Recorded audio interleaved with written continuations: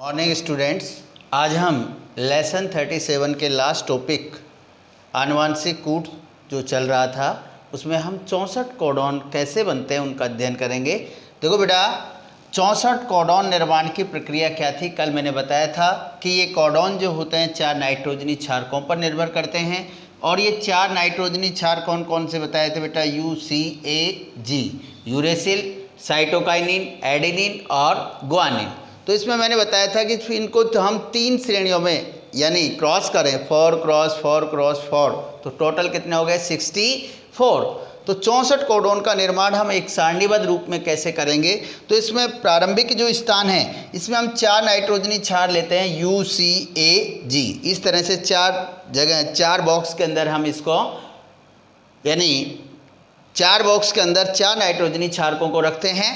द्वितीय स्थान के अंतर्गत भी हम UCAG 4 नाइट्रोजनी क्षारकों को 4 बॉक्स के अंदर रखते हैं और इनके जस्ट सामने हम चारों नाइट्रोजनी क्षारकों को सीधे एक ही बॉक्स के अंदर समायोजित करते हैं। प्रत्येक बॉक्स के अंदर UCAG।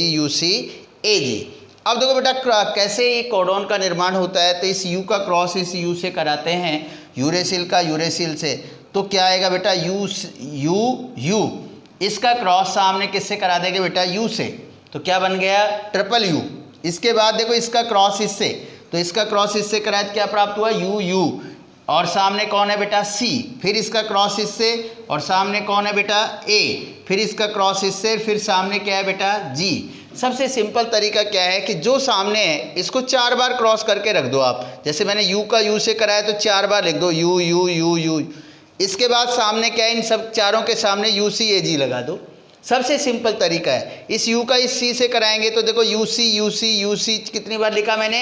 4 बार। और इसके सामने क्या लिख दिया? UCAG। फिर इसका क्रॉस इससे कराया तो क्या बन गया? 4 बार UA लिख दिया, इसके सामने क्या लगा दिया? UCAG। इस U का G से क्रॉस कराया, इस U का किससे क्रॉस कराया? किससे? G से। तो क्या प्राप्त हुआ बेटा? UG हम 4 बार लिखेंगे और इसका क्रॉस किससे कराएंगे? UCAG से।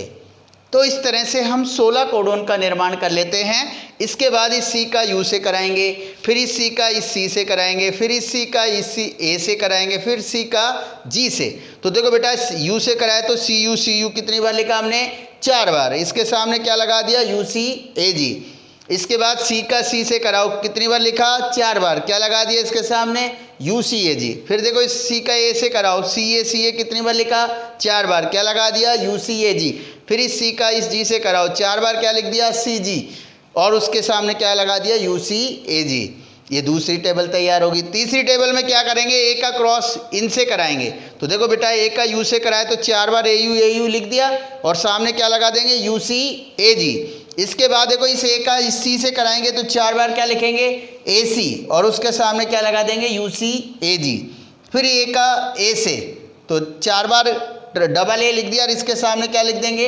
UCAG। फिर इस A का G से कराएंगे, 4 बार क्या लिखेंगे? AG। और इसके सामने क्या लगा देंगे? UCAG। अब देखो बेटा क्या होता है, इस G का लास्ट टेबल कौन सी है? G वाली है। G का U से कराओ तो 4 बार क्या लिखेंगे? GU। और इसके सामने क्या लगा देंगे? UCAG। इस G का C से कराया तो 4 बार GC लिखेंगे और क्या लगा देंगे? UCAG। इस G का इस A से कराएंगे तो 4 बार क्या लिखेंगे? GA। और सामने क्या लगा देंगे? UCAG। इस G का किससे कराएंगे बेटा? इस G से, तो 4 बार क्या लिखेंगे? GG लिख के फिर उसके सामने क्या लगा देंगे? UCAG। तो देखो बेटा 16 दूनी 32, 16 × 48 और 16 चौक 64 कोडॉन का निर्माण हो जाता है। इस 64 के अंदर से मैंने बताया कि 61 कोडॉन एमिनो अम्ल को इंगित करते हैं, 20 प्रकार के एमिनो अम्ल को, जबकि 3 कोडॉन जो होते हैं ये स्टॉप कोडॉन होते हैं जो किसी भी एमिनो अम्ल को इंगित नहीं करते, अर्थात किसी भी कूट का निर्माण ये नहीं करते हैं, रोकने का कार्य करते हैं प्रोटीन संश्लेषण का। और ये 3 स्टॉप कोडॉन कौन कौन से बताए मैंने? UAA, UAG, UGA। कौन कौन से बेटा? UAA, UAG और UGA। ये जहां भी आ जाएंगे प्रोटीन संश्लेषण की क्रिया रुक जाती है, इसलिए इनको स्टॉप कोडॉन कहते हैं। तो 64 में से 3 घटाए तो कितने रह गए बेटा? 61। 20 प्रकार के एमिनो अम्ल को इंगित करते हैं और ये 20 प्रकार के एमिनो अम्ल कौन कौन से हैं, देखो यहाँ मैंने सारणीबद्ध किया इनको 20 को। तो क्रम संख्या, एमिनो अम्ल और उनके कोडॉन या कूट।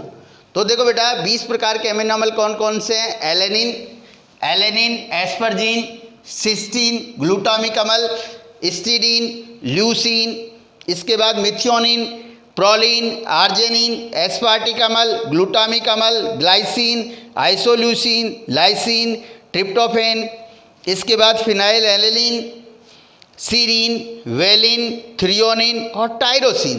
तो टोटल प्रकृति में कितने प्रकार के एमिनो अम्ल हो गए बेटा, 20 प्रकार के। अब इन 20 के लिए फिक्स क्या है बेटा, आनुवंशिक कूट है जो इसके अंतर्गत हैं, मैंने सबका सामने लिखा है। एलेनिन के लिए कितने बेटा, 4 हैं, GCU, GCA, GCG और GCC। इसी तरह एस्परजीन के लिए कौन कौन से बेटा, AAU, AAC। इस तरह से सिस्टीन के लिए हैं, इनके लिए है। तो इसमें सबसे इंपॉर्टेंट कौन सा था बेटा, मिथियोनिन। ये कई बार पूछा गया मिथियोनिन के बारे में। प्रारंभिक कोडॉन कौन सा है, तो प्रारंभिक कोडॉन कौन सा है बेटा, AUG जो है इसको हम प्रारंभिक कोडॉन कहते हैं, जो DNA के 5' सिरे पर पाया जाता है, प्रोटीन संश्लेषण की क्रिया को प्रारंभ करता है, ठीक है। जबकि स्टॉप कोडॉन कौन से, ये भी 2-3 बार पूछे गए हैं, UAA, UAG और UGA। बाकी जो हैं सबके लिए इसके अंदर आनुवंशिक कूट दिए गए हैं जो मैंने सबके सामने लिखे हैं, इनमें मैचअप कर सकते हैं। तो टोटल कितने हो गए बेटा, 61। तो जैसे एलिनिन के लिए कितने हैं, 1 2 3 4, बाकी इस तरह से हम काउंटिंग करेंगे तो टोटल कितने हैं बेटा, ये 61 है। कितने हैं, 61। तो ये था 64 कोडॉन निर्माण की प्रक्रिया जो बिल्कुल ही सरल है। इस तरह से हम 3 साइड लेंगे, प्रथम स्थान, प्रारंभिक स्थान, द्वितीय स्थान और तृतीय स्थान। इस तरह से हम नाइट्रोजनी क्षारकों का उपयोग करके हम आनुवंशिक कूट तैयार कर सकते हैं। इन्हीं को हम त्रिकूट कहते हैं, जिनकी जानकारी गेमोव ने दी थी और नीरेनबर्ग ने इनको तैयार किया था। आप केमिस्ट्री के अंदर भी ये टॉपिक पढ़ेंगे, ठीक है। Thanks, have a nice day. और इसी के साथ 37 लेसन स्टॉप।